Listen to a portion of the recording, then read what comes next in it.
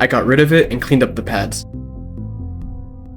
To install the replacement USB-C board, we need to sort of sandwich these 4 pads here onto the corresponding 4 pads on the Vita board, and then to use hot air to melt the solder between the pins to make the connection.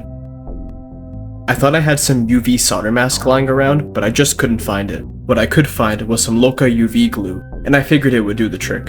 What ended up working for me was applying and hardening the UV glue over all the necessary pads, then removing just the glue covering the 4 pads that I needed exposed. In my infinite wisdom, I somehow forgot to record the bit where I actually used the hot air gun to flow the solder between the new charging port and the motherboard. My artistic recreation from earlier is pretty accurate to how it went though. Once that was done, I secured the 4 new anchors. I cleaned up those hideous solder joints afterwards, don't worry. With the new screen installed and the charging port swapped, let's plug it in, turn it on, and see if we get a picture on the new screen and if it takes a charge through our new port. I attached a USB-C cable and immediately saw the orange charging indicator light up. That's a good sign. Let's turn it on and see what happens. Looking good so far. Touchscreen works too. And if we look at the top of the screen, next to the Entertainment folder, we can confirm that we are indeed charging via USB-C. Now that we know everything's working, let's get it reassembled. I tidied up those 4 anchor points and got rid of all that excess flux. Now let's get everything back together.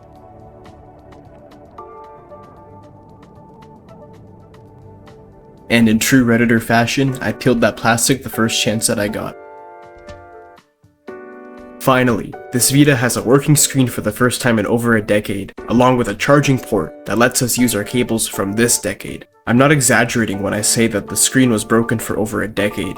I checked the firmware and this thing was on version 2.61, a firmware version which came out in August of 2013, and by checking the battery stats through the PSV Ident Homebrew app, we can see that this battery only got fully charged less than 50 times ever. This Vita is mint. Once I confirmed that the rest of the system functioned properly, there's just one thing left to do: to mod it. Modding a Vita these days is a breeze. I just followed the instructions over at vita.hacks.guide, and within minutes, this Vita was running Enso custom firmware.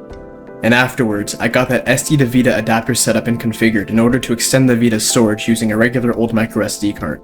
And just like that, it was modded and ready to go. This Vita went from sitting unused in a closet with a broken screen to having a brand new screen with a new USB-C charging port to match, ready to play all the legally acquired games it never got a chance to in its life.